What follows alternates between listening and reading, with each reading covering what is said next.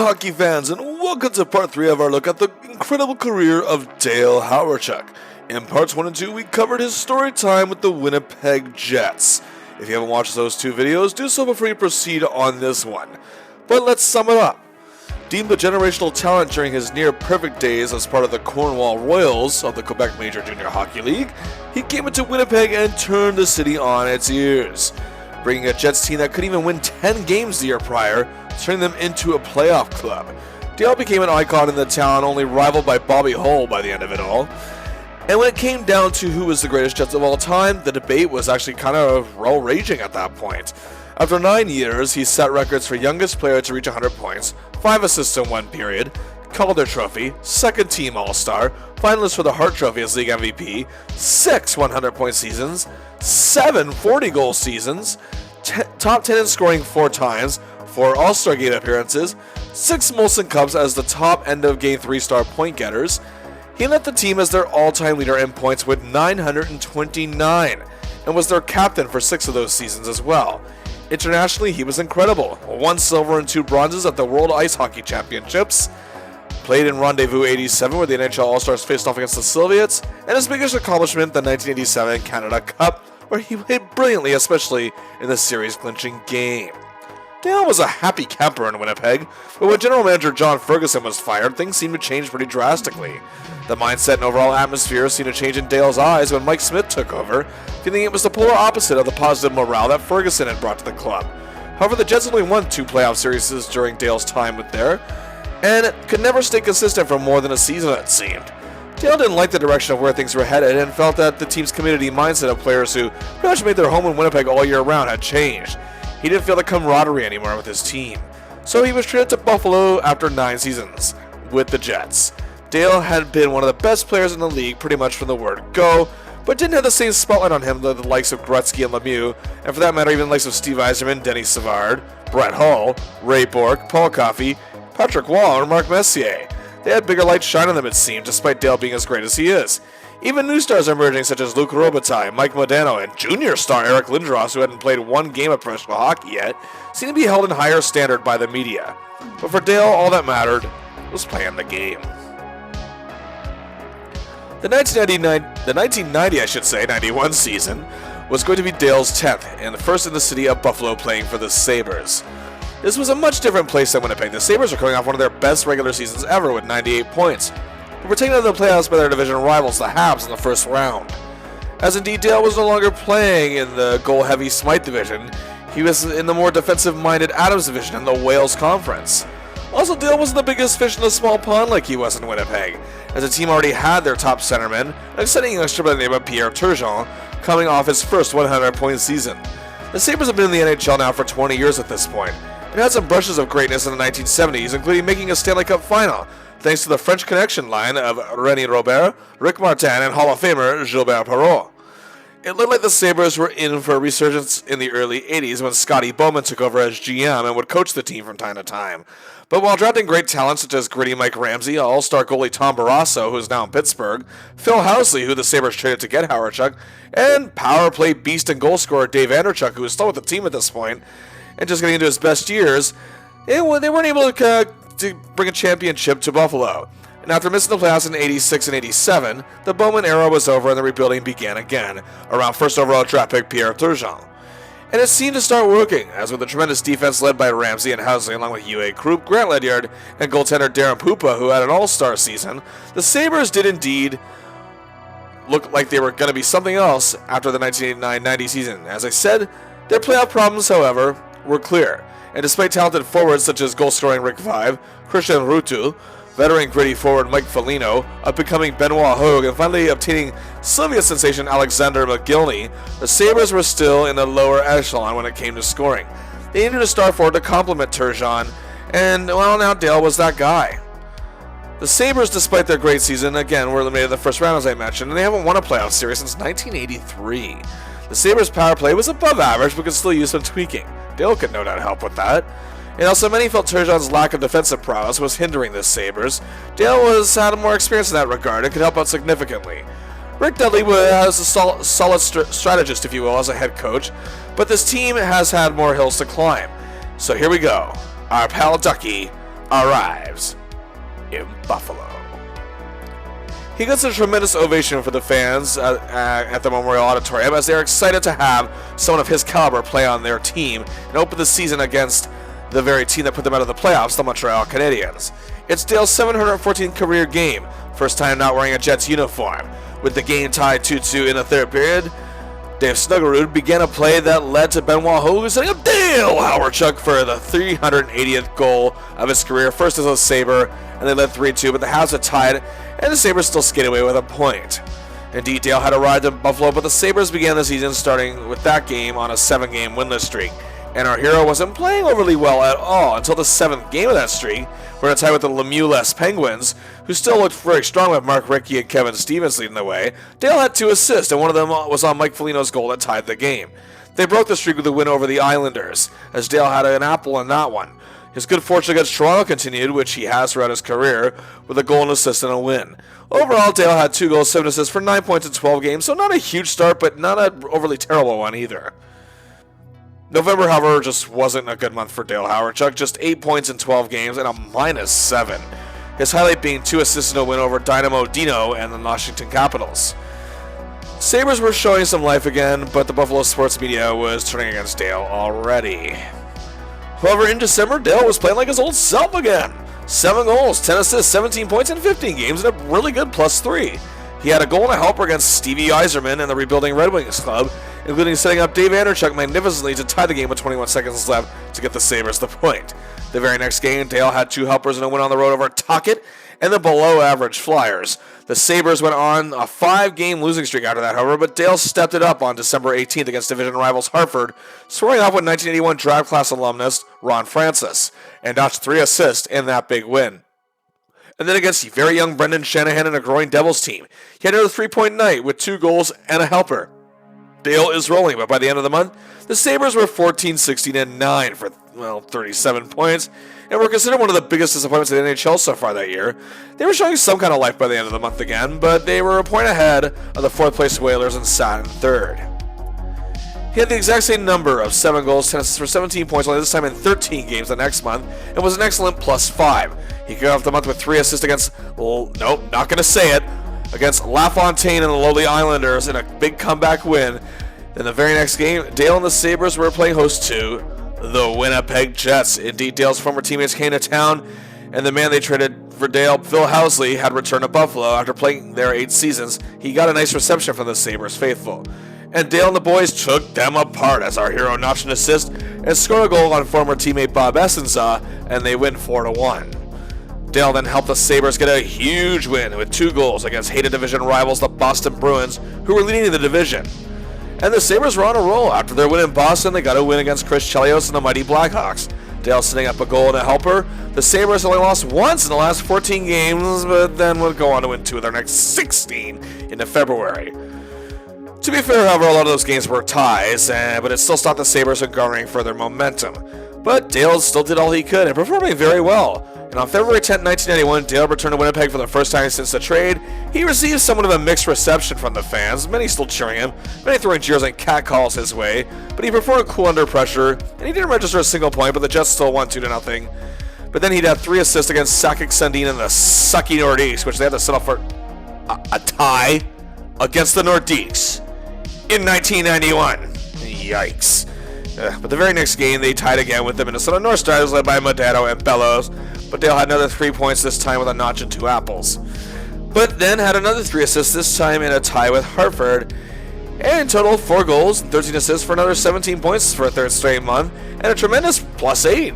With 15 games left to go in the season, the Sabres were a mediocre 24-25-16 for 64 points. Still 1 point ahead of the Whalers with 3rd place, 8 points behind Montreal for 2nd.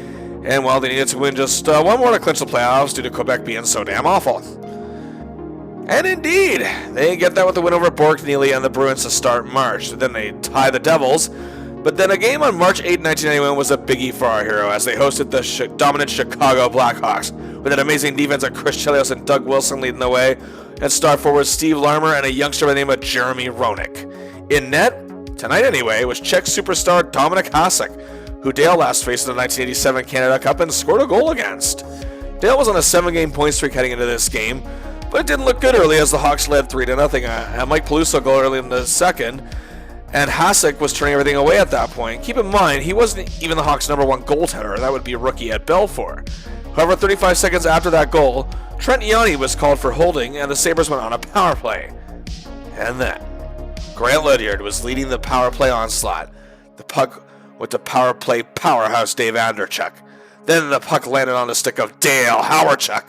He parked it past Hasek, and there it was. Career point number 1,000. A journey that began with career point number 1 on October 9th, 1981, with a goal on New York Rangers goaltender Steve Baker in his second career game, culminates with the goal on someone who'd go on to be one of the all-time greats, Dominik Hasek, and Dale does it in his 781st game. At the time, he was the 10th fastest player to reach this mark, and the 31st ever in NHL history. A huge accomplishment and well-deserved for our hero. After extending his point streak to 9 games and a loss to Vancouver, however, with a goal and a helper, it ended with a loss to Minnesota. But on March 13, 1991, Dale returned to Winnipeg once again to face a struggling Jets club, who were just 1 point ahead of the Canucks for the final playoff spot in the Smythe division. And Dale got a much more polite reception than his first game back, as he was congratulated by the organization for reaching his 1,000th career point, and considering 929 of them were scored with that team, I'd say he deserved that cheer from the Winnipeg faithful. In the first period, the Jets had a 1-0 lead, but with 32 seconds left in the period, Dale scored a goal which tied the game 1-1 after the first period. The Sabres were leading 3-2 in the second when Darren Shannon sent Dale in on goal, and he scored again, second goal of the game. The Sabres leading 5-2. The game was winding down with the net empty. Dale slipped into the net. Career hat trick number 13 against the team where he got his previous 12, and in a building where he had 6 of them, he gets another. The fans in attendance give him a standing applause, and he is indeed named the first star of the game, where he got another nice reception from the fans. And it may not have been the loud cheers or chants of his name he once heard, but at least he knows they hadn't fully turned against him. The Whalers had overtaken the Sabres for 3rd place in the division, and the Sabres needed a huge win over them on March 17th, and they did just that, as Dale Hawerchuk, 1 goal, forces 5 points! An insane game, a 6-1 win, tying them with 71 points. The Sabres lost just 1 of their next 7 after that. Dale got his 30th goal of the season in a tie with Quebec, meaning he has reached that mark now 9 times in 10 seasons. The only time he didn't was his last season with the Jets. And the Sabres finished 31, 30, and 19 for 81 points. An average season, but it was good enough for them to finish 8 points ahead of Hartford and clinch 3rd place and make the playoffs. It is indeed now playoff time. And in the first round, the Adams Division semifinal facing them are the Montreal Canadiens, who finished 8 points ahead of them with 89. The Habs, for a significant portion of their history, have always been playoff contenders, and at this point, their 82-year history, they had won 23 Stanley Cups, by far the most by any franchise. In the last 50 years, they have only missed the playoffs, get this, 3 times, the last being all the way back in 1970. The Habs' last Cup win was in 1986. They had appeared in the finals in 1989, and they were led by one of the best coaches in the game, good old Burnsy, Pat Burns. They were led by star forward Russ Courtnall, the powerful sharpshooting Stéphane Richer, and Denis Savard, who has spent the past 10 years becoming an icon in Chicago.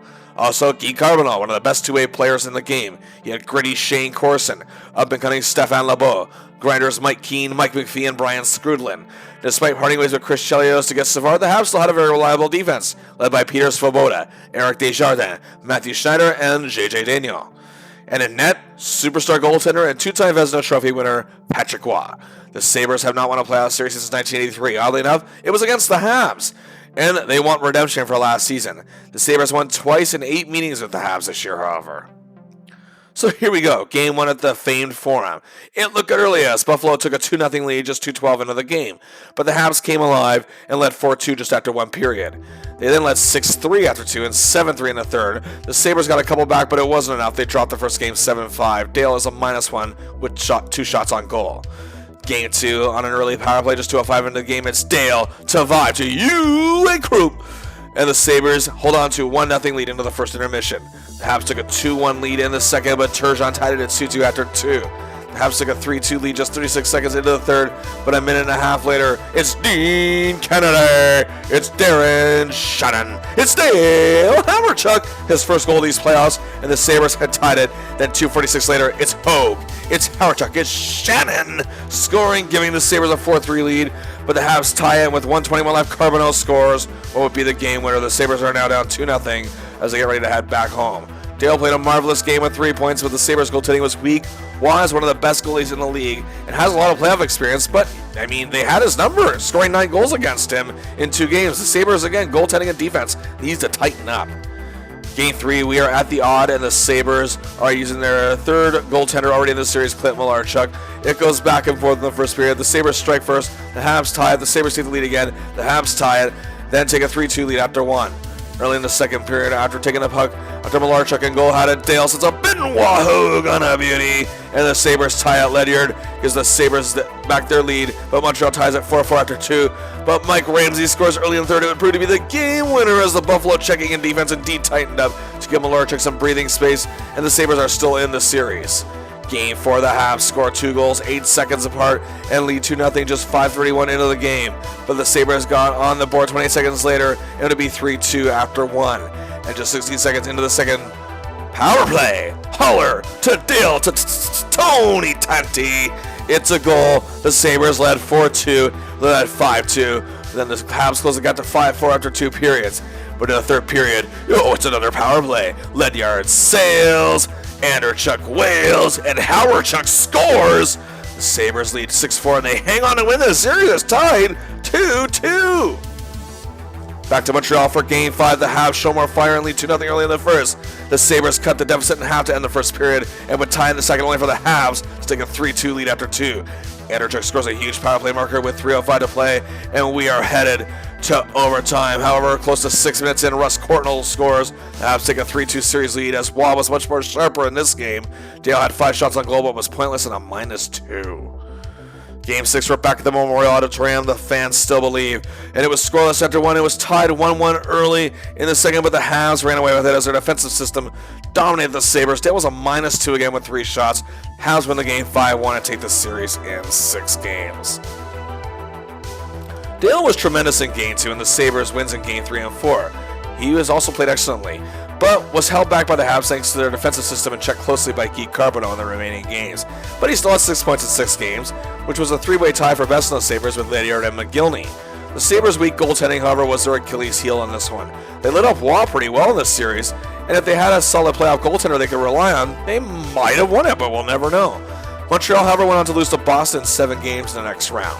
Which brings us to an interesting statistic.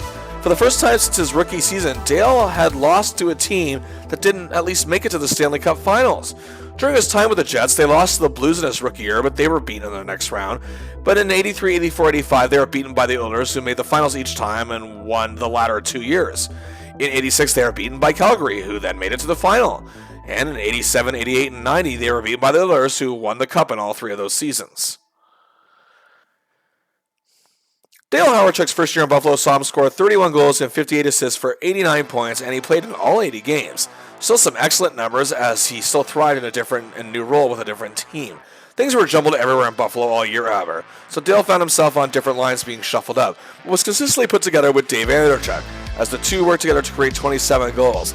Dave setting up Dale 11 times, which is more than a third of his goals. Dale returning the favor, setting up Dave 11 times, just one shy of a third of his goals, as Dave had 36.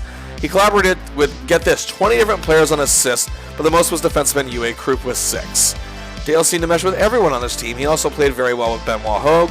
He also helped Alexander McGillney emerge in a breakout season. It was also clicking with Rick Vide, the veteran goal scorer, who was once an all-star in Toronto, and he actually played a similar style that Paul McLean did back in Winnipeg, so Dale could work with that. Even the few times Dale was out there with Turgeon, they created some magic. And again, Dale Hawerchuk's first year in Buffalo was a success. He wasn't touted to be the top center, again, as that role was designated to Turgeon, but he still led the team in scoring. Again, he led his club in scoring in all 10 seasons he has played. He finished a +2. He was brought in to improve the Sabres' offensive prowess, and he did just that. The Sabres went from 14th to 7th best in goals for the league. However, their power play actually sunk lower. Some felt it could have been due to Housley leaving. Their penalty kill, however, improved a little more. while their goaltending took a dive and their defense, while still decent, wasn't consistent. Dale looked like he was headed for brighter lights in Buffalo when it came to being on a more formidable team, but like in Winnipeg, he faced problems just a little different and some almost similar. However, just after this Buffalo team seemed to be progressing into a valid contender, it may not look that way. Dale's in for another uphill climb, just when we thought those days were over. But like always, Dale is ready to take on any task head on, and he definitely felt that way going into the 1991-92 season. And despite being brought in as the final missing piece of a puzzle of an already excellent team to lead to a championship, he wasn't going to let any setback of this team stop him from performing at his best. That's what he did for 9 seasons in Winnipeg, and Buffalo would certainly be no different. However, Sabres general manager Jerry Meehan didn't really make any significant moves in the offseason, which couldn't be a good sign. But in the late summer, Dale had other fish to fry, as he was once again selected to play for Team Canada in the Canada Cup. It's no surprise, as his longtime acquaintances were again part of the coaching staff. Tom Watt, who had already been recently working with the Toronto Maple Leafs, was back as an assistant, and again coached Dale in Winnipeg as his first professional head coach.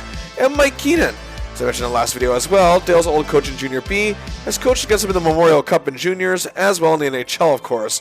Maniac Mike was now the boss in Chicago, but was brought back due to the job he did in '87, which was pretty damn good. And of course, he was going to go with many of the guys he knew could win him games. And Dale was one of 6 players, along with Gretzky, Messier, Coffey, Murray, and Brent Sutter, from the '87 team who returned this year. Dale played brilliantly in '87, and of course, his memorable performance in the last game of the finals still stands out. This team, however, was very hard to make, as several future Hall of Famers like Joe Sakic and a very late cut as the tournament started, Steve Yzerman, were cut for the team. And even Dale's teammates Turgeon and Hawerchuk didn't make the cut. In addition to winning in '87, he also has 2 bronzes and a silver from the World Ice Hockey Championships, and he captained the '89 team that won the silver. And he's one of the best players in that tournament, so he brings a plethora of experience. Sabres teammate Christian Ruutu is the only other Buffalo player to play in the tournament representing Finland.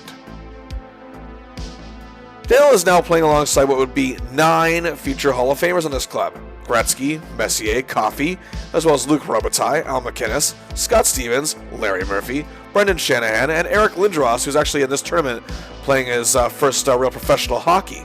Quite a lineup. However, the tournament itself had a lot to live up to, considering it was following the 1987 Canada Cup, which is still seen as very iconic. But in 1991, the world hockey landscape was changing as communism had fallen across Europe. Many players were starting to defect to the NHL as now they could, and teams like the Soviet Union were no longer the dominant force in this atmosphere. Dale's role in this tournament would be similar to what his role was in '87, as a primary two-way forward used in key situations, and again could score here and there. And he thrived once again. They opened the tournament at Maple Leaf Gardens in a high-octane game against young Teemu Selanne and Finland. Canada had to settle for a 2-2 tie, Dale playing a good defensive game in that one. In the next game against Team USA and Hamilton at Copps Coliseum, again the very site where that infamous championship game in the finals of Game 3 in '87 happened, and Team USA was rising in terms of international hockey. Canada was leading 2-0, a skirmish for the puck in front of the net. Theo Fleury had a strong effort and allowed Hawerchuk to bank in the loose puck and get his first goal of the tournament, what would be an eventual 6-3 win for Canada. The next game in Toronto against Matt Sundin, Boreas Salming, and Sweden, Canada was leading 3-0 as their penalty kill was on fire. Early in the third period, as Sweden couldn't clear the puck out of their zone, Hawerchuk poked the puck to Lindros, who slapped it home. Canada led 4-0 and won 4-1. Great play from Dale. Then it was off to Montreal for a game against Czechoslovakia, and Canada was tearing them apart, and leading 5-2 early in the third. When Paul Coffey began a rush, Chicago's Dirk Graham got it to Hawerchuk, who outran the Czech defense and made a beautiful move on Dominik Hasek to score a goal. Canada wins the game 6-2. Canada then went on to face a very weak Soviet Union team who were trying to prove something in this game at Lake Golisei in Quebec City. As Bill Ranford was bombarded in goal, Dale was held off the score sheet but would still play some solid defense. Canada gets a 3-3 tie, which was kind of shocking. And now we're out to the semifinals, and Bill Ranford is the story of this game in net. In Toronto, a 30-save shutout, while Dale sets up a Rick Tocchet goal in the second en route to a 4-0 win, and we're out to the finals. And awaiting them is indeed Team USA, as they really broke out in this tournament on a path that would lead them as a world contender going forward. Game 1 in Montreal, Canada took it 4-1, but the Americans didn't make it easy. And a vicious check from Gary Suter on Wayne Gretzky, which still many people question to this day, took him out of the series. Game 2 back at Hamilton, whatever the Americans' goal was, taking out Gretzky, it didn't work. With a 1-0 lead in the first period, and 20 seconds later after that, Hawerchuk helped set up Steve Larmer to make it 2-0 en route to a 4-2 Canada win. And Canada wins the Canada Cup, and Dale Hawerchuk gets his second major team championship. Dale again played excellently. 2 goals, 3 assists for 5 points and a +1. Once again, using his two-way play that he has perfected on the international stage. This gives Dale great momentum heading into the regular season for the NHL. And indeed, as well as being named alternate captain, Dale looks sharp to start the season in Buffalo, averaging a point a game in October, 4 goals, 7 assists for 11 points. It started with their home opener against the defending Stanley Cup champion Pittsburgh Penguins. And while Dale had a goal and a helper, they did drop a 5-4 loss. He played a big game against the Habs at home on October 18th as he assisted on Doug Bodger's tying goal in the third and then scored the game winner en route to a 3-1 victory. And then a huge 4-point night against Pat Verbeek and the Whalers in a win with a goal and 3 apples. Also that month, Meehan made the monster move that fans are waiting for. They shockingly traded Pierre Turgeon to obtain Islanders All-Star not gonna do it, LaFontaine. I swear, I'm trying not to do it. Alright, some feeling Pat had more depth than Turgeon, whose defensive game was somewhat stagnant, many thought, but it would be a trade that would kind of benefit both teams in the grand scheme of things. Along with Turgeon, the Sabres actually also part with Benoit Hogue, defenseman UA Krub, and Dave McElwain. In addition to LaFontaine, they would obtain Randy Wood and defenseman Randy Hillier, plus a first-round draft pick in 1992. But again, they were getting rid of players that Dale was gelling with, but he went through this in Winnipeg. Anyway, back to business, and business wasn't good. Dale had 1 goal and 8 helpers for 9 points in 11 games. Again, not terrible. And he missed 2 that month and was a really bad -8. He did, however, play a big game against the Flyers, helping his team break a 4-game losing streak where he scored a power play marker and set up Donald Odette for his OT winner. And then he notched 2 assists later that month against the embarrassing Nordiques in a tie. Seriously, it's 1991, and it's the Nordiques. Sundin, Sakic, Nolan, it didn't matter still at that point. I'm sorry.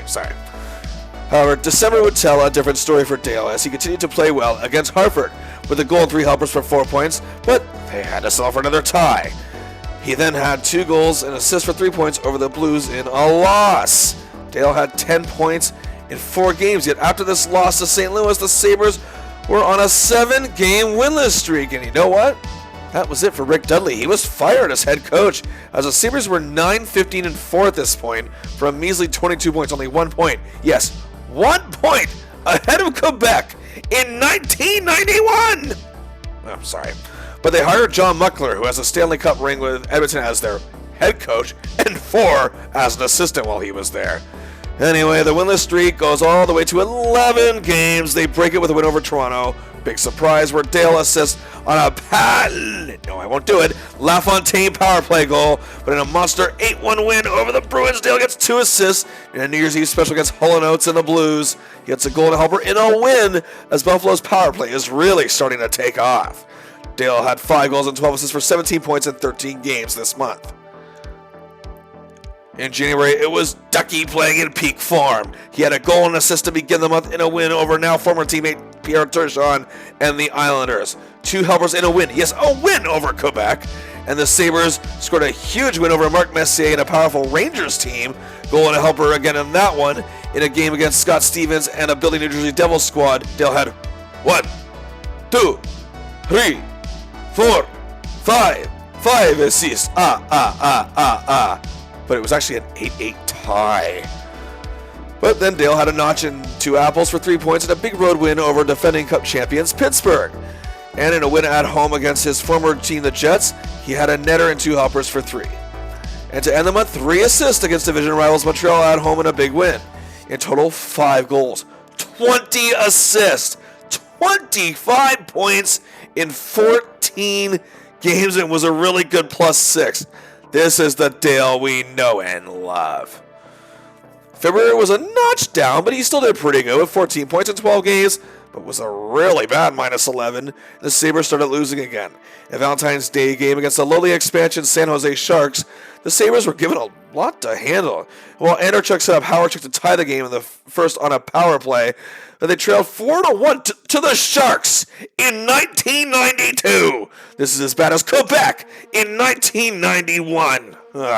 But the Chuck duo on the power play cut the lead in half. Dale scoring a second goal of the game. Late in the second, they trailed 6-4, but Chuck and Chuck set up Tony Tanti, double T, to trail by 1 after 2. The game was tied and the clock was winding down, but it's McGillney to Dale Hawerchuk, a hat trick, 4-point night. He scores with 4:04 to play, and the Sabres get the nail-biting 7-6 win. In the final stretch of the season, Dale was red hot again. 3 goals, 19 assists for 22 points in 16 games. Dale had 3 assists in a comeback win over the Devils. One helper was on LaFontaine's power play marker and to tie the game in the third and set up Audette's game winner with 52 seconds left. Later in the month, he had 4 assists as they crushed Roenick and the Blackhawks 6-2. In another one over the Habs, he had 2 assists. In the very next game, he had 3 assists against Quebec in a loss. Anyway, the Sabres end the season 31-37-12 for 74 points. Good enough for third place, as they were 9 points ahead of Hartford. But despite the overall mediocrity of the season, it is now playoff time. And opposing the Sabres in the opening round are the second-place Boston Bruins, who finished with 84 points, 10 ahead of the Buffalo. They went through many obstacles this year, as superstar forward Cam Neely was battling severe injury issues and only played 9 games all season. They were, however, still led by the great Raymond Bourque, 4-time Norris Trophy winner as the league's top defenseman, and indeed already at this point one of the best defensemen of all time. To get more production up front, they made a monster move, obtaining Blues superstar center Adam Oates. They did have other talents up front, however, such as former Czech Republic star Vladimir Ruzicka and Stefan Leach. Dale's draft class alum, yes, first round, Bob Carpenter, Dave Poulin, who was one of the best two-way players in the game at that point, grinder Dave Reed, and 2 rookies fresh off the 92 Winter Olympics, American Ted Donato and Canadian star Joe Juneau, who just won a silver medal for Canada. Joining Bourque on this defensive core was Glenn Wesley, Don Sweeney, and Gord Murphy, and in net, the outstanding Andy Moog. The team was coached by Rick Bowness, one of Dale's many coaches in Winnipeg. The Bruins were rattled with injuries altogether this year. The Bruins' penalty kill was merely average, as Dale and the boys could take advantage of that with their power play. Both teams won 3 games against each other this year and tied twice more, so this could go to anybody. The Sabres haven't beaten Boston in a playoff series, however, ever. They had 4 encounters, the last being in 1988. Here we go, Game 1 at Boston Garden. The goaltenders Tom Draper of Buffalo and Moog of Boston are sensational in net. But Peter Svoboda, a very talented defenseman who was acquired from Montreal later in the season, scored a shorthanded goal and the Sabres led 1-0 after 1. Power play markers by LaFontaine and Bodger gave them a 3-0 lead after 2 periods. The Bruins got 2 back to the third, but Draper held them in, and a huge Game 1 win for Buffalo. Dale was quiet but still played pretty well, as the power play was already haunting Boston. Game 2 is different, however. Boston takes a 2-0 lead after 1 period, but midway through the second period, power play, it's Svoboda to Hawerchuk No, not going to do it. To LaFontaine, he scores. The Sabres trail by 1 after 2 periods. After tying in the third, we go to overtime, but Adam Oates ties the series for the Bruins. Game 3 at the Odd. Yes, the playoff series are the 2 most brutal arenas to play in come springtime. But anyway, like the last game, the Bruins took a 2-0 lead after 1, but then Tanti gets it to Dale, who gets it to Randy Wood. Then power play, it's Chuck Dave, it's Chuck Dale, it's LaFontaine Pat. But Oates scores another game winner to end the second period as the Bruins defense shut the Sabres down in the third. Another 1-goal game, the Bruins take a 2-1 series lead. Game 4, the Bruins took an early 1-goal lead, but then Wayne Presley sends in Dale Hawerchuk to score his first goal of the series, and the game is tied. And then, extra man advantage. Bodger to Hawerchuk to LaFontaine. The Sabres lead 2-1, but the Bruins took a 3-2 lead after 1. The Bruins led 4-2 in the second, but the Sabres came back to tie up by the third period, and we're off to OT again, but Ted Donato sends the Odd into silence. The Sabres now trail the series 3-1 on the verge of elimination, heading to Boston. Game 5, Boston Garden is sweaty and psyched, but Tom Draper is playing the game of his life in net, turning everything back. The Sabres tighten up their checking game as well, and goals by LaFontaine and Hannon are all they need. Buffalo's still in this thing. Game 6 back of the odd, and it's rocking. Buffalo took a 2-0 lead after one, then led 3-0 in the second when Dale gets to Brad May, who scores! Mayday!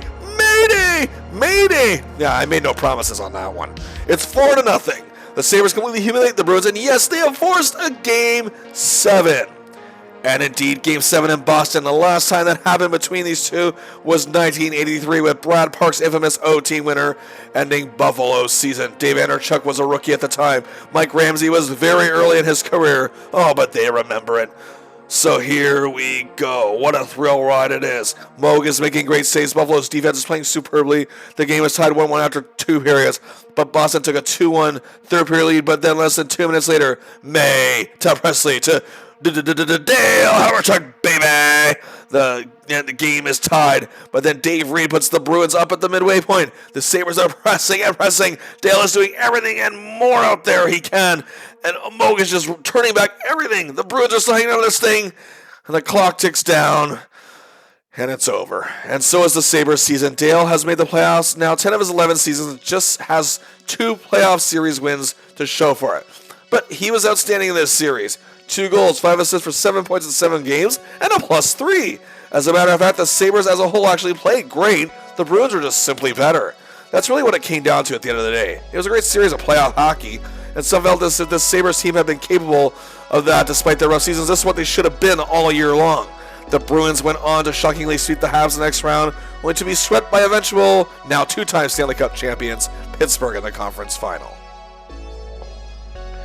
Dale Hawerchuk had 23 goals and 75 assists for a huge 98 points this season, and the wealth was pretty spread out, but his main collaborator was the other Chuck of the Andra kind. Indeed, he and Dave, they produced 32 goals. Dave set up five goals for Dale, and in return, Dale set up Dave, the NHL's power play leader, for 17 of his 41 goals that year. And the two collaborated on 10 assists. Doug Bodger, who is probably Buffalo's best defenseman all year, set up 5 of Dale's goals, and they worked very well together. While young Donald Dent in his rookie year benefited from being lined up with a veteran at times, as Dale assisted on 17 of his goals, more than half the 31 old Donnie had that year.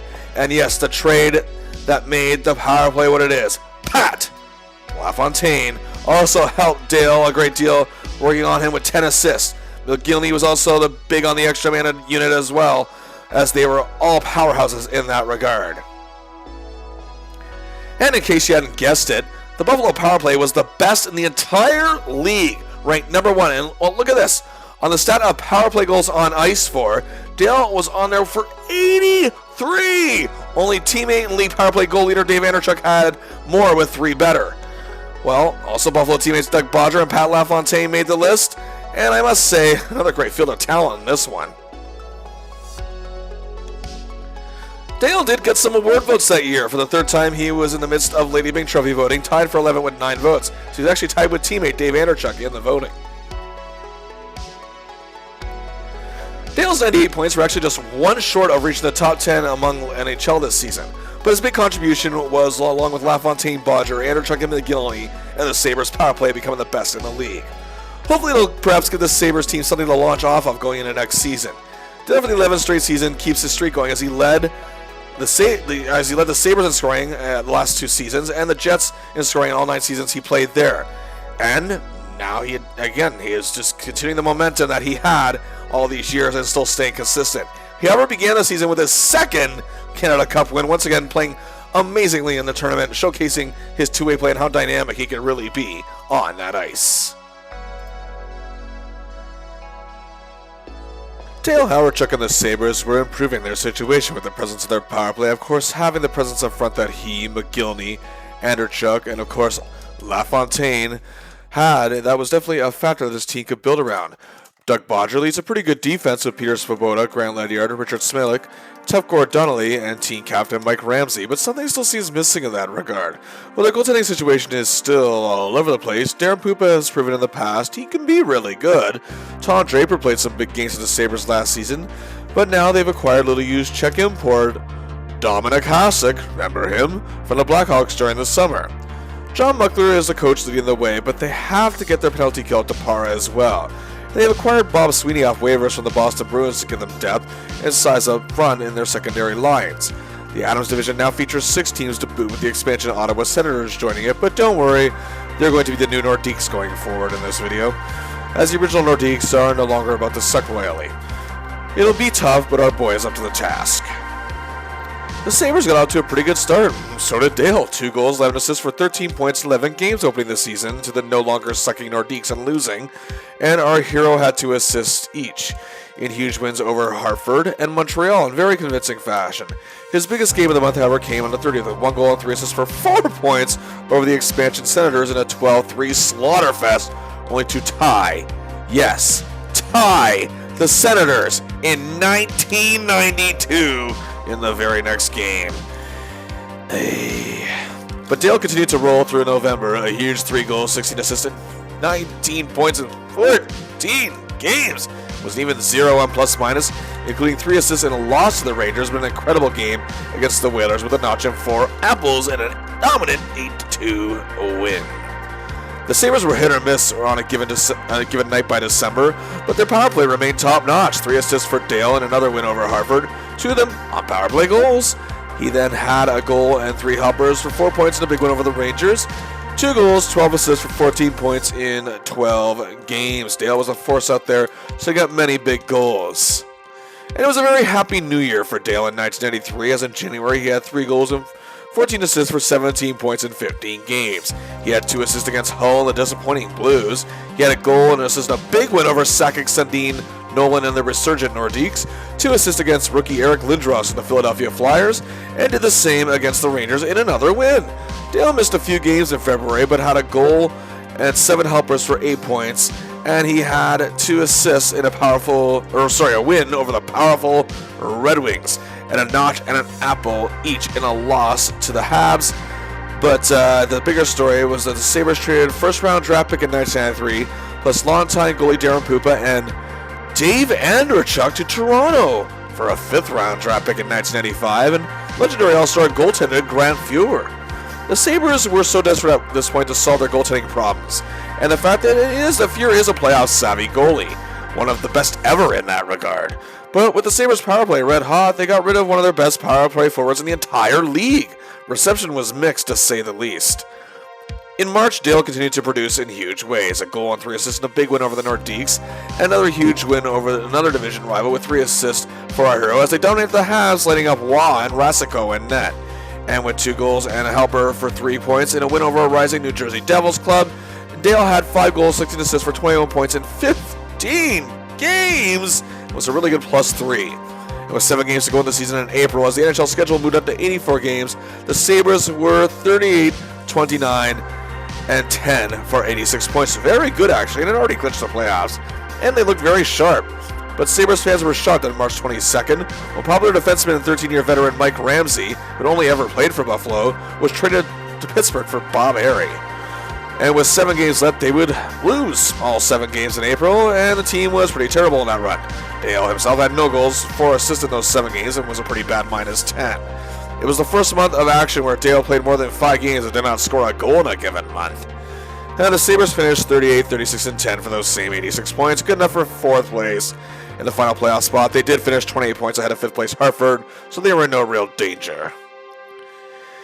And awaiting the Sabres again is the Big Bad Bruins, who finished with 109 points, winning the Adams Division regular season title.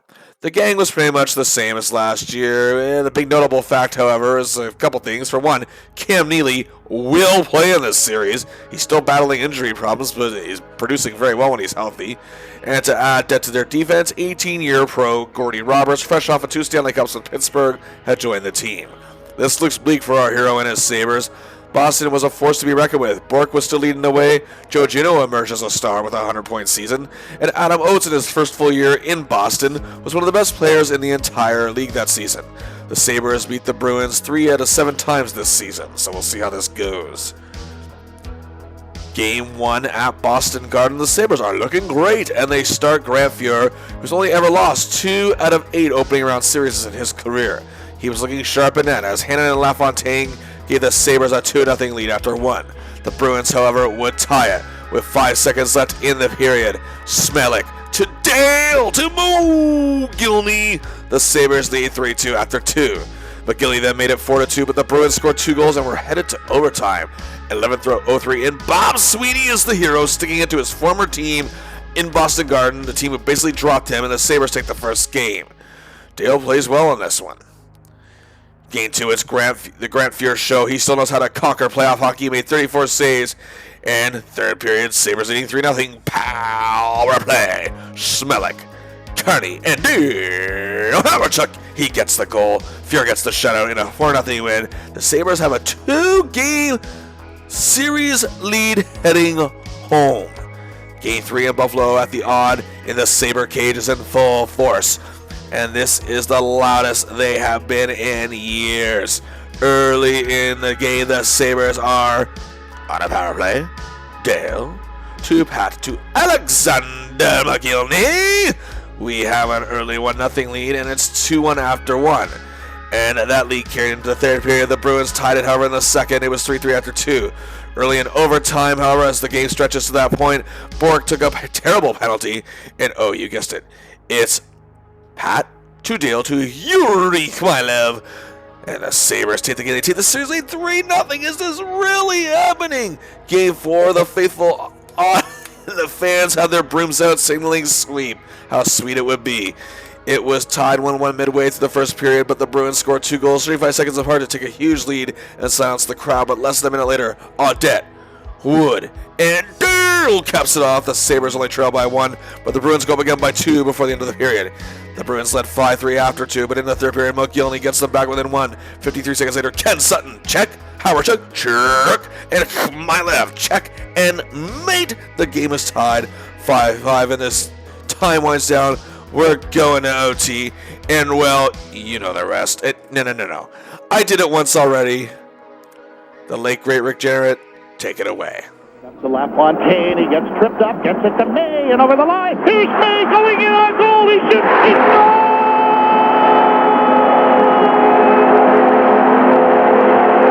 Mayday! Mayday! Mayday! Mayday! Brad May wins it in overtime!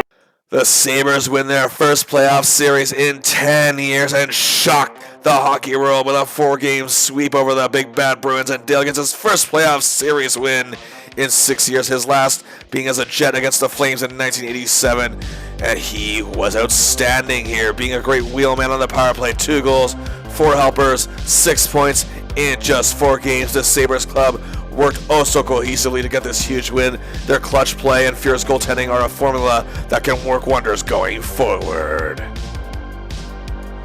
So here we go, the Adams Division Final, and awaiting them the Montreal Canadiens, who finished with 102 points and just finished a hard-fought series win over the Nordiques in 6 games. Habs are no stranger to the clutch, however, with 2 OT wins in that series. The Habs had made some changes since these two last encountered each other in a playoff series. Pat Burns was out as coach, Jacques Demers was in. Richer, Cornell, and Corson were gone. Kirk Muller, Brian Bellows, and Vincent Domfus were in.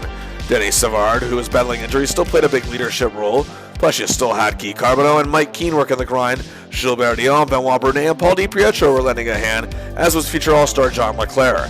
On defense, the Habs had a strong core of Eric Desjardins, Patrice Brisebois, Lyle Odeley, Kevin Haller, JJ Daigneault, and veteran Rob Ramage, but Matthew Schneider was injured as well in this series, so that could be good for the Habs as he's one of their top blue liners. In net, the man they call St. Patrick, Patrick Waugh. The Sabres had beaten the Habs twice this season.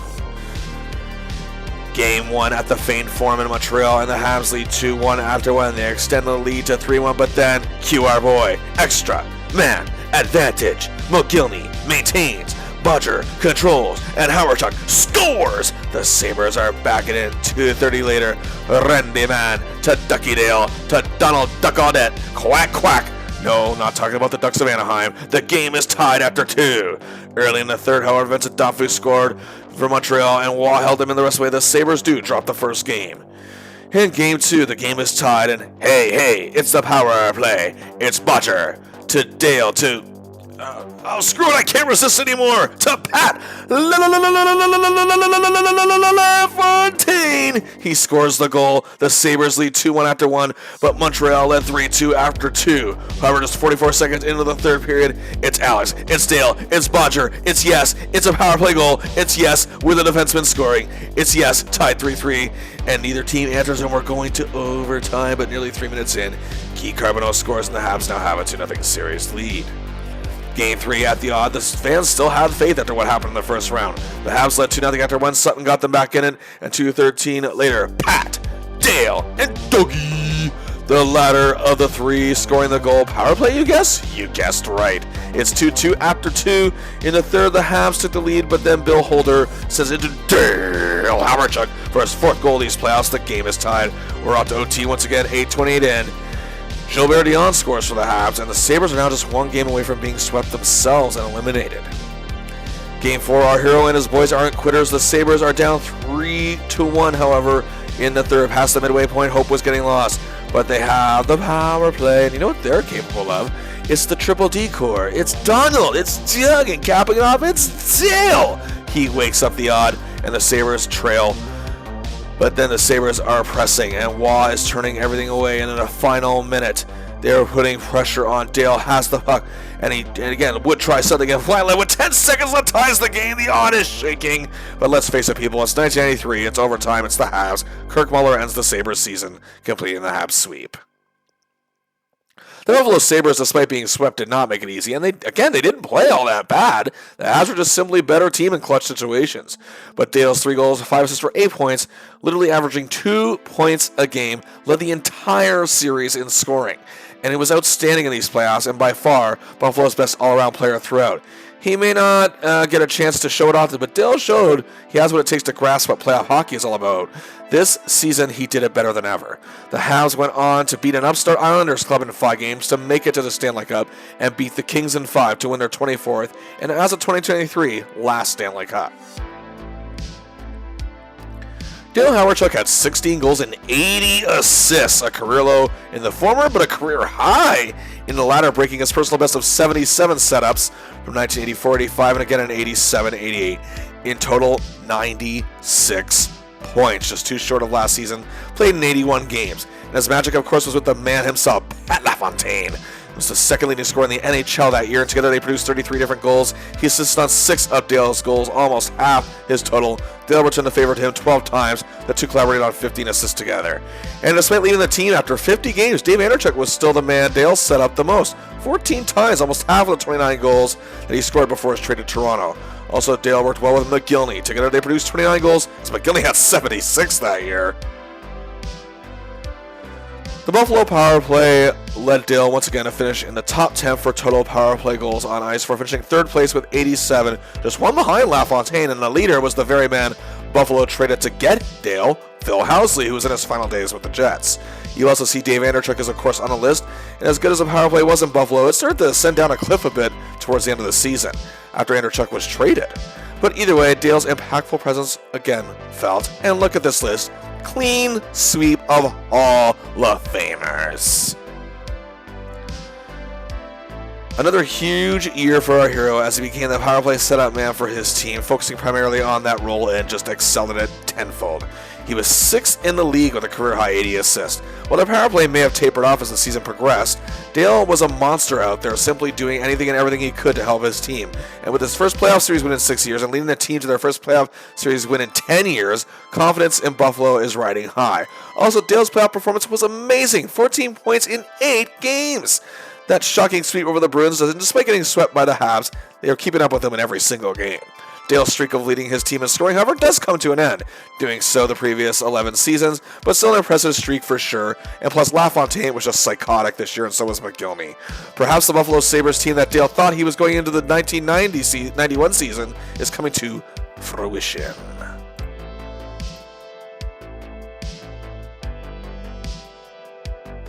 And it's lucky number 13 as Dale Hawerchuk enters his 13th season as an NHL pro, and he's just 30 years old and still playing great hockey.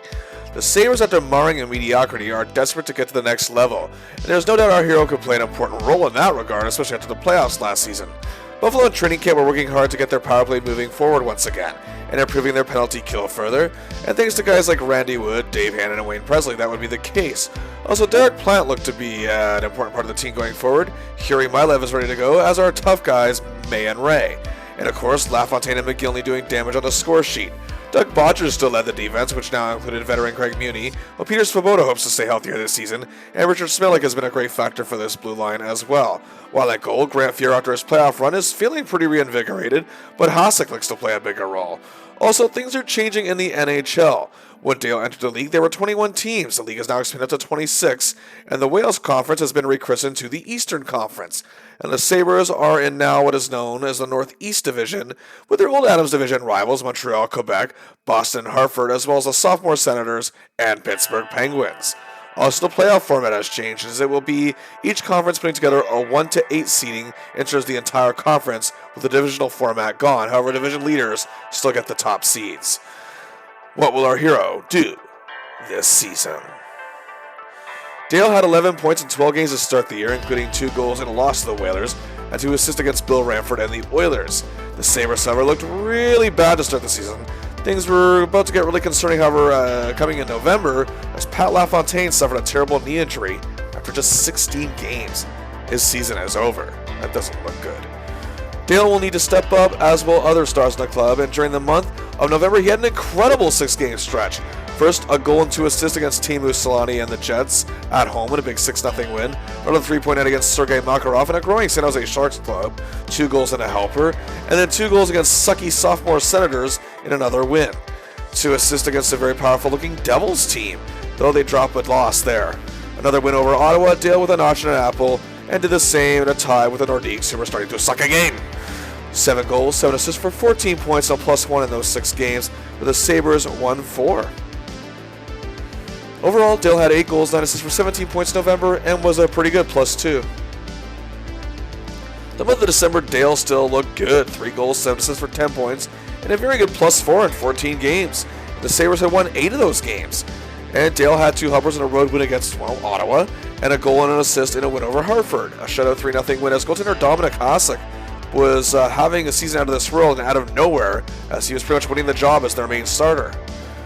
Dale continued to look sharp in the new year, however, a goal and 2 helpers for 3 points against Pavel Bure and a disappointing Canucks squad in a win on January 9. He did the same against the defending Stanley Cup champion Montreal Canadiens, including assisting on Smelik's game winner. A huge month for Dale, 5 goals, 8 assists, 13 points in just 9 games, and a huge +8. He was staying the course in February, 14 points in 14 games. On February 4th, however, he reached another milestone, his 1,000th career game, and he became the youngest player to do so in the NHL history. He reached 1,000 games with the age of 31. The Sabres won the game 7-2 over the Panthers, and Dale had an assist. He had 2 goals in a win over the Islanders, 2 assists in a dominant win at home against the Habs, 2 helpers in a win on the road against Andrew Castles and the Whalers, and 2 goals in a tie over Peter Bondra and the Capitals. In March, the Sabres were preparing for the postseason and looking quite good, as Dale had 14 points in 13 games, a huge performance against Ottawa with 2 goals and a helper. He reaches the 30-goal single-season mark for the 10th time in his career. He then ended the season strong with the 7 games remaining in April, literally averaging a point a game, thanks to back-to-back games to start the month, 2 goals and a helper against the Big Bad Bruins in a 5-0 shutout win, and then 3 assists in a dominant road win over a very disappointing Quebec Nordiques team. The Sabres would finish the season 43, 32, and 9 for 95 points. Their best season since Dale joined the team, and they did it without Pat LaFontaine, and also overcoming some injury issues McGillney had as well. The Sabres finished 6th in the Eastern Conference, and many felt a deep playoff run was possible. And did I say playoff? Because yes, indeed, it is playoff time. And awaiting them in the opening round of these Eastern Conference playoffs is the 3rd-seeded team, the New Jersey Devils. The Devils, dating back to their origins in Kansas City in the mid-'70s to their pathetic years 6, that is, as the Colorado Rockies, into their arrival in New Jersey, were the proverbial NHL laughingstock, at least until the late 80s rolled around when Lou Lamoriello took over as GM. The Devils became pretty much a perennial playoff team, but were simply mediocre and at times above average. But this year, the Devils had their best season ever, finishing with 106 points, Led by new head coach Jacques Lemaire, the Devils were implementing a defensive system that would reshape the game.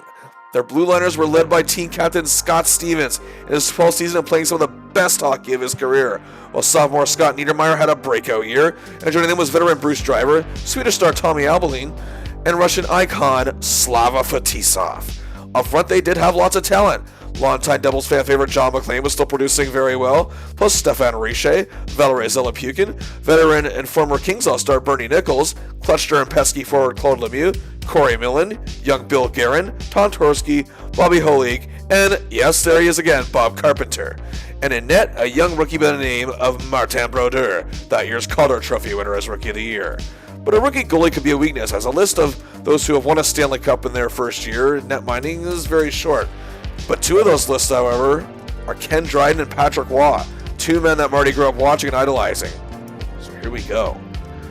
Game 1 in the Garden State, and Hasek is a beast in net, and oh hey, it's a power play, and Dale commands it, and gets it to Todd Simon, who scores the goal. 11 seconds left in the period. Hasek keeps turning everything away, while Brodeur makes some big stops as well. But again, the Devils' defense is not allowing the Sabres to build on that lead. But with the net empty and the time winding down, Broderick is out, Dale takes it, and McGillney puts it home. A 2-0 win for the Sabres. Our hero with two helpers in the win. Buffalo takes Game 1. In Game 2, Hasek is putting on another show, and Brodeur is right there with him this time, and it remains scoreless after 1. The Devils, however, get one early in the second, and the Sabres can't respond. In the third period, just 38 seconds in, McGillney ties it, but a Scott Stevens power play marker with 6:21 to play would prove to be the game winner, and the Devils tie the series. Game 3 at the Sabre cage, it's rockin', and Brodeur and Hasek are putting on a clinic, but the Devils lead 2-0 after 2. However, early in the third, power play, Ducky to McGillney. The Sabres are within 1, but tonight Brodeur is the stars, and the Devils take a 2-1 series lead. Game 4, the Devils took a 1-0 lead, but extra man time! It's Randy Muller, it's Dale, and Presley finishes. Like it very much. It's 1-1, the Sabres led 2-1 after 1. The game was tied 3-3, but the Sabres ran away with it. A 5-3 win, and the series is tied. Game 5, we're back in New Jersey, just 2:30 into the game. Muller gets it to Hawerchuk, who gets it to Milev, and the Sabres had led 2-1 after 1. Then, early in the second, Yuri, Dale, Mo, Gill, knee, complete a play, and it's 3-1, but the Sabres let it slip and fell apart and would lose 5-3 and find themselves on the verge of elimination as they go back home. Indeed, Game 6, a game for the ages. They're getting the chances on each side, but Hasek just will not be beaten on this night, while Brodeur and the Devils' defense is simply not budging either.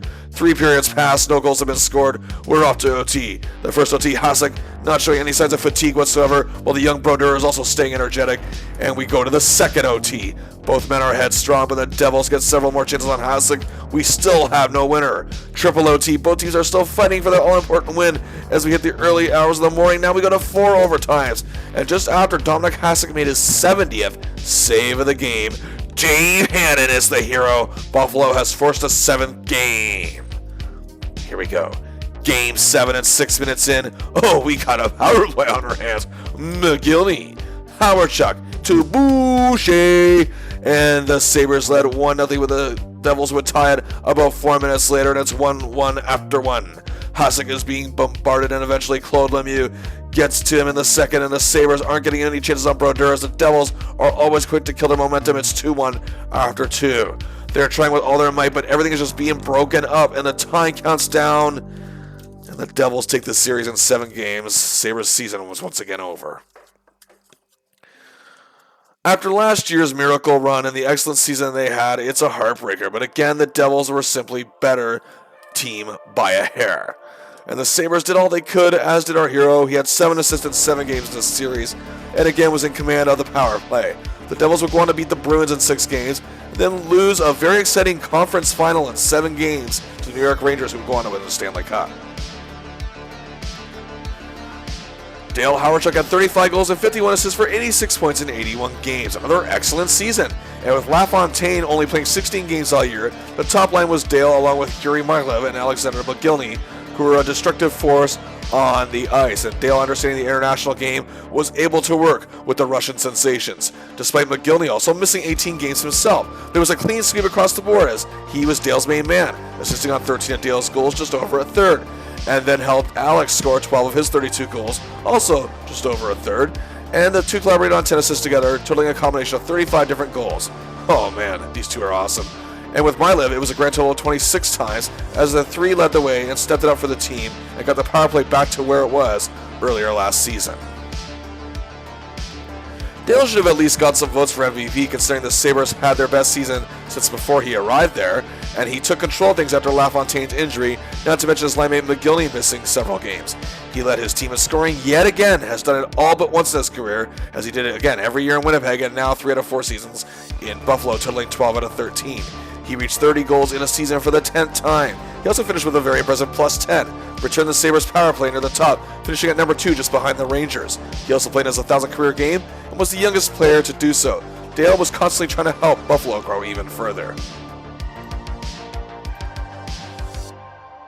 The Buffalo Sabres had found their ace with goaltender Dominic Hasek, but going forward, if they want to produce any further success, they will need LaFontaine healthy as well as McGillney to miss less games. And Dale, of course, has to stay with them every step of the way. However, the NHL lockout delayed the start of the season, so much so that there would be no games in the fall of 1994. Things were finally settled in the new year, and the league would play an abbreviated 48-game schedule, only against teams from their conference. Dale is now in his 5th season of Buffalo, and would love nothing more than to see this team progress to the next level. Dale opened the season in January pretty well. 6 games that month, he had 3 goals and 2 assists for 5 points. And in February, Dale was playing alright, and LaFontaine had injury issues still. Be that as it may, Dale had 2 goals, 4 assists for 6 points in 10 games. He had 2 assists in a tie with former teammate Turgeon and the lowly Islanders, and then did the same against Hartford the very next game. But in that game, he suffered a groin injury. It would miss the next 6 games, which would be the most games he'd missed in a single season at that point. It was he missed with 5 back in the 88-89 season with the Jets. He returned on March 14th, 1995, actually my 12th birthday, on a road game against Scott Mellanby and the Panthers. He aggravated his groin injury even worse, missed 9 games afterwards. He returned and played 6 games in April where he would notch 5 assists, then suffered a hip injury on April 14th against the Nordiques. He'd missed the remainder of the regular season. The Sabres, despite injuries to both our hero and still LaFontaine unhealthy, finished 22, 19, and 7. Good enough, 51 points, and good enough for 7th place in a playoff berth. Once again, it is playoff time. And awaiting the Sabres are a tough Philadelphia Flyers team who have been rebuilding for 6 years to get back to the playoffs. They finished with 60 points and were 2nd place team in the East. They built around a prospect with hype not seen since Mario Lemieux, and that was around the towering dynamic of centerman Eric Lindros, who I have mentioned. His presence and abilities on the ice after 3 seasons have led him to success. He won that year's Hart Trophy as league MVP. It was also still the formation of the Legion of Doom line of Lindros, Michael Renberg, and John LeClaire, who that season Philly acquired from the Habs, as he brings a lot of playoff experience. Also, they had another superb star forward in Rod Brindamore. Also, they bolstered strong depth with former Whalers All-Star Kevin Dineen, Rob DeMaio, Jean Podine, and the always reliable Craig McTavish, bringing depth for playoff time. On defense, they were getting strong with Eric Desjardins, the former Hab, who performs well in the postseason, Dale's former teammate, veteran Peter Svoboda, as well as Kevin Haller, Carl Dykos, and Dmitry Yuskevich. And net, they're going with Ron Hextall, who returned to the team after 1-year stints each with the Nordiques and Islanders. They were coached by Terry Murray, and this team was now a huge threat. However, Eric Lindros is injured and will not play in the first game. But neither will our hero. Here we go, Game 1. LaFontaine, however, has returned, and we start things at the Spectrum in Philly. Hasek and Hextall are still between the pipes, but Philly led 3-2 after 2. A goal from Jason Daw tied the game, and we went to overtime, but Dykos scored, and Philly takes the first game. Game 2, and Ron Hextall is playing much like he did in the 1987 playoffs, and the Sabres can only solve him once. The Flyers win it 3-1 and take a 2-game series lead heading to Buffalo. Game 3, at the odd, Buffalo tightens up their checking and their defense, and the Flyers can't get much going on Hasek, as McGillney leads the way with a 3-1 Buffalo win, and they're still in this thing. Good news! Dale is back in action. Bad news, so is Lindros. Dale had no shots on goal and was a -1, while Lindros had 2 assists in the 4-2 Flyers win as we head back to Philly. Game 5, the Spectrum is rocking for the Flyers, and Lindros tore Hasek and the Sabres apart. He had 3 points. The Flyers led 4-0 after 1. Buffalo even made it 5-3 at one point in the third period, but would lose 6-4. Yep, season over. Dale had 3 shots on goal in the game. Many people feel that Dale's hip still wasn't fully healed up and he was playing hurt, and I wouldn't be surprised if that was true. He was a non-factor regardless, however, but the loss of the series really can't be placed on him. The Flyers at this point were, becoming a top-tier contender and were just too good, and the Sabres could not keep up. They did not have the team to do so. But now that does fall on general manager / coach John Muckler. The Flyers would go on to sweep the Rangers in the next round, but lost to the Devils, who go on to win the Stanley Cup in the conference final in 6 games. But now with 13 playoff appearances and only 3 series wins to show for it, Dale at this point in his career, despite his pure love of the game and just loving to play wherever he is, has to be eager to be playing for a contender. And indeed, May 14, 1995 would indeed be his last game for the Buffalo Sabres. Well, Dale only had 5 goals and 11 assists for 16 points in 23 games. Now, granted, due to the lockout-shortened season, his numbers likely would have been career lows across the board, regardless of how many games he played. But this is the first time in his 14 seasons he failed to average at least a point a game. His minuscule numbers still saw him clicking with McGillney the most, obviously, as he set up 3 out of 5 of Dale's goals. Dale assisted on a couple of his, and then collaborated on 3 assists. Dale also worked well with Milev yet again, as he set up 2 of his goals, as well 2 of Donald Laudette's, and a man he had great chemistry with all through his tenure in Buffalo, defenseman Doug Bodger, who he also collaborated with on 3 assists. Until this lockout-shortened season, Dale Hawerchuk had missed 16 regular season games in 13 seasons. This season, he sadly missed 25, more than half the season. And sadly, he wasn't very productive in the games he played in. While yes, we point to the fact that he, failed to average a point a game for the first time in his career, but it just seemed to be a non-factor in these games, also due to his injuries. Hip injuries are a nightmare for any professional athlete, but at 32 years old, Dale probably still feels he has something to offer any given team. And for the first time in his entire career after 14 seasons, he actually is going to test the free agent market. And at this rate, who can really blame him? Dale spent a total of 5 seasons in Buffalo, and as I said earlier, it looked like he was going to be the final missing piece of the puzzle for a prominent contender, but that clearly wasn't the case. Indeed, he had to help the team once again build themselves up, and faced with familiar and also new problems aside from his time in Winnipeg, he still played tremendously well, but Sabres fans loved him. He led the team in scoring 3 out of 5 seasons, and he did help turn them into a better team by the time he left. But his biggest contribution would be what he did for them on the power play, as his work on the extra man unit, along with McGillney, Milev, Hawerchuk, Bodger, and one more time, I gotta do it, LaFontaine, was a cut above the rest and excited fans in Buffalo. During his time there, he reached his 1,000th point, became the first player in history to play 1,000 games before reaching 31 years old. And also, despite winning just 1 playoff series during his time there, played the best postseason hockey of his career during the 1993 Stanley Cup playoffs. He was also alternate captain for 4 of his 5 seasons there.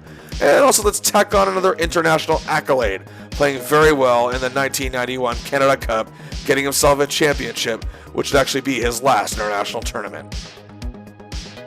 In 342 games, Dale Hawerchuk in Buffalo had 110 goals, 275 assists for 385 points. Excellent numbers, to say the least.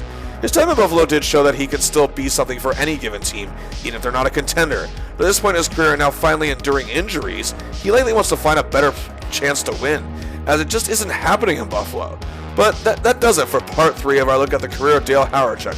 And next week we have the 4th and final part of this series. He reaches new destinations, achieves new milestones, so until then, please like and share the video, subscribe to the channel, and until next time, I'll see ya!